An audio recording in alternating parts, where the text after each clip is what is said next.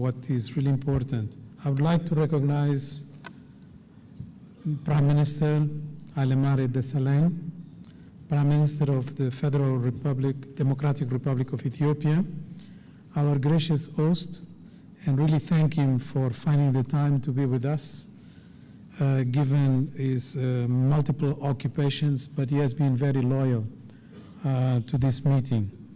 And through him, I would like to recognize the presence of 10 former presidents that have been having their own forum parallel to our meetings, led by President Chissano. And I'm very pleased that they also found the time to come here and attend this opening ceremony.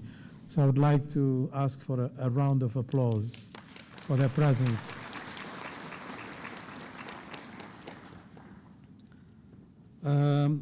I would like to recognize the Vice President of the Republic of Namibia, Nike Yambo, here representing His Excellency President Geingob. I would like to recognize also the presence of the Prime Minister of the Democratic Republic of Congo, Augustin Matata Ponyo Mapon, who has already started yesterday giving us some of interesting light on the experience of Congo. To my sister Nkosazana Dlamini Zuma, co-host and president of the African Union Commission, I really would like to just say what a pleasure has been having these meetings with you throughout the years. Mesdames et messieurs les ministres, chefs de délégation et invités, mesdames et messieurs, il y a un an environ, nous célébrions encore les bons résultats économiques de l'Afrique. Nous n'étions pas les seuls à le faire. Les experts, les investisseurs et les médias avisés reconnaissaient que les perspectives étaient favorables pour l'Afrique, même si les sceptiques n'étaient pas loin. Beaucoup se laissaient cependant aller aux amalgames habituels. Un continent aussi vaste que l'Afrique était supposé subir des pertes dépassant les 30 milliards de dollars en raison d'Ebola, alors qu'en réalité, seuls 3 pays, n'ayant qu'une petite part du PIB total du continent, ont été touchés. Mais dans l'ensemble, les nouvelles ont plutôt été encourageantes. Après tout, 2015 a été une année exceptionnelle pour le continent, en ce qu'il a imposé une nouvelle façon de traiter les questions internationales. L'Afrique a fait œuvre de pionnier dans les discussions concernant les nouveaux objectifs mondiaux, les flux financiers illicites, la mobilisation des ressources intérieures, la révision des données et l'évaluation des changements démographiques, ou même le retour aux politiques d'industrialisation.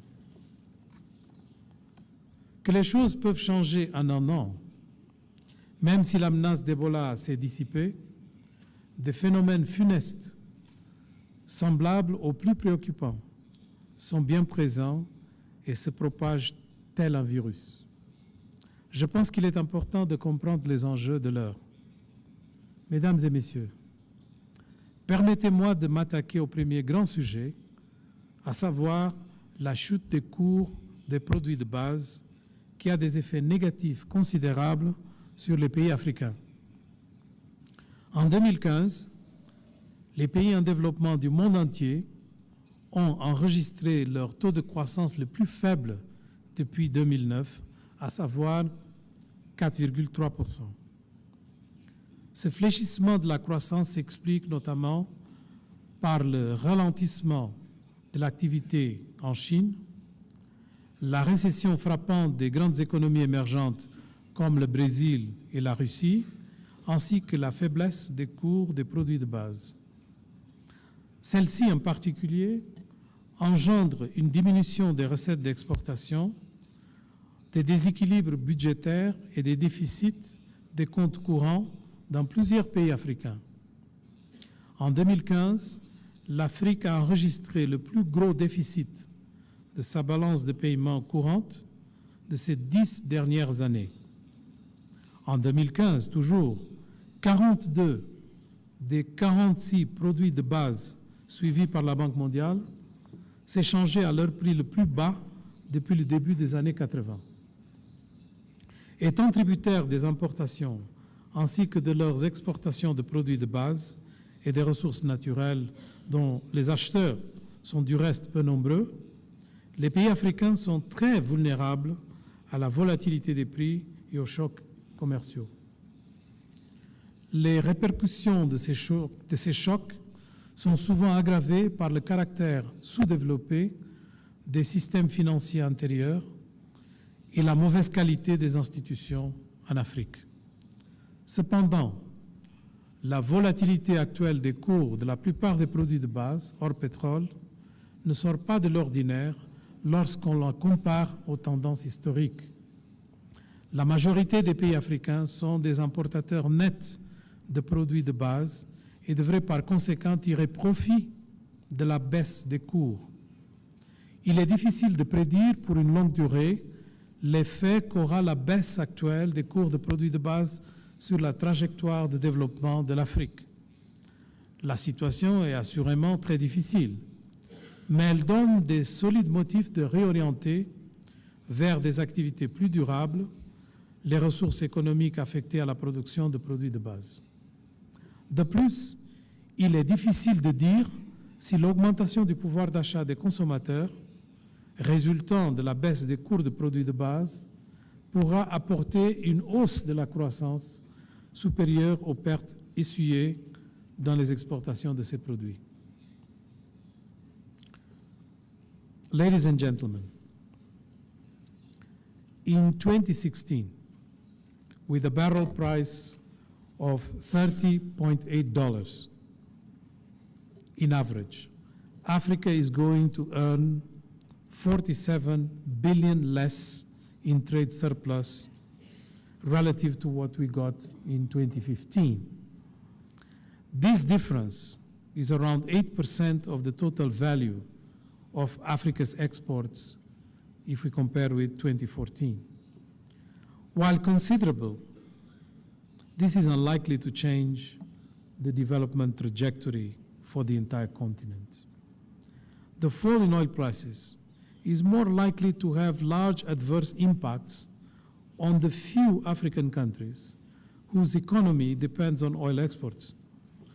However, governments can seize the opportunity offered by lower oil prices to scrap wasteful oil subsidies. IMF research shows that more than 40% of fuel price subsidies in developing countries accrue to the richest 20% of the households, while only 7% of the benefits go to the poorest, 20%. The volatility of most commodities, excluding oil, has been high, but contrary to general belief, not far above historical trends. Uranium, gold, coffee, cocoa, or orange juice exported from Africa are actually right now experiencing record prices. The case for headline 1, commodity prices volatility, depends on whether we want to look into the full picture or fall into the easy perception of negativism about Africa. I could pick many other headlines. For instance, debt in Africa is soaring, entering the danger zone. Actually, Africa's total foreign debt has been higher than 30% of GDP since 2010, and it was projected to have risen to 37% by the end of last year. However, net foreign debt as a share of GDP, net foreign debt, is only 1%, having been negative since 2006 because of Africa's international reserves. This debt level is also comparable to other developing countries and is well below that of advanced economies, of course. For example, the total debt for OECD countries was nearly 80% of their GDP in 2008, and was expected to grow to 111% in 2015. What is important here is to look into the increase. The champion of that is Japan, with a debt GDP ratio of 230%, only 200 more than Africa. Sovereign debt is driven by advanced and powerful economies, asynchronous monetary policies. There is no coherent mechanism to govern any future sovereign debt crisis. Creditor-specific mechanisms used to facilitate past debt restructuring, like we benefited in Africa, are no longer available. Although a sovereign debt restructuring mechanism was proposed by the IMF more than a decade ago, there is still no international agreement on the topic to date. There is a general consensus that the existing rules are too creditor-friendly and may not be able to respond to the way forward. But the biggest undercurrent of the debt debate should be the pervasive effects of the so-called quantitative easing that have created easy credit for debilitated economies of developed countries that have contracted 54% since the beginning of the financial crisis in 2008-2009. Obviously, something has to give, and in this case, it is the increase in the cost of borrowing for the poor ones like us. In fact, there is a need for flexibility in placing debt ceilings and assessing debt. African countries should not be over-constrained and unduly deprived. The issue of debt sustainability will essentially depend on a comprehensive treatment of all components of debt in a debt restructuring and the provision of clear mechanisms to engage all stakeholders to build up consensus on how to close the gaps in financial architecture. This is going to be difficult for rich countries to accept. Neither monetary policy nor the financial sector is doing what it's supposed to do. It appears that the flood of liquidity has disproportionately gone towards creating financial wealth and inflating asset bubbles rather than strengthening the real economy. Despite sharp declines in equity prices worldwide, market capitalization as a share of world GDP remains high. The risk of another financial crisis is around the corner and cannot be ignored. This will not be the making of Africa. Ladies and gentlemen, we have a huge number of publications being launched during this week. We assess trade relationships with innovation, the investment treaties reality, a blue economy comprehensive handbook, a macroeconomic alternative framework for Africa, the progress made in West Africa integration, the Regional Integration Index, a governance report centered on corruption, an African demographic profile, and the landmark new country profiles that will be over time covering each African country. The migration issue, not to mention the two twin reports on transformative industrialization and greening industrialization in Africa. It is a genuine effort to shift our mindset to transformative policies. We contribute to knowledge generation that is African-centered and do not apologize for it. Time has come to accelerate the speed of structural transformation because of the headwinds, not despite them. That requires knowledge.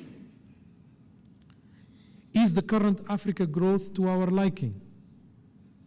Of course not. African current growth has not generated sufficient jobs and has not been inclusive enough to significantly curb poverty. It has been driven for a third by commodities, which price boom is what I just listed, and government-related spending.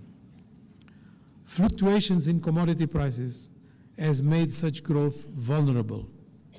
This reminds us of the imperative to structurally transform that in our case focuses on the potential offered by industrialization, be it through the expansion of commodity value chains, be it through the positioning for agribusiness to act as the pull factor for agricultural to get out of the doldrums, be it through the capacity to attract low-value manufacturing production facing rising labor costs in Asia.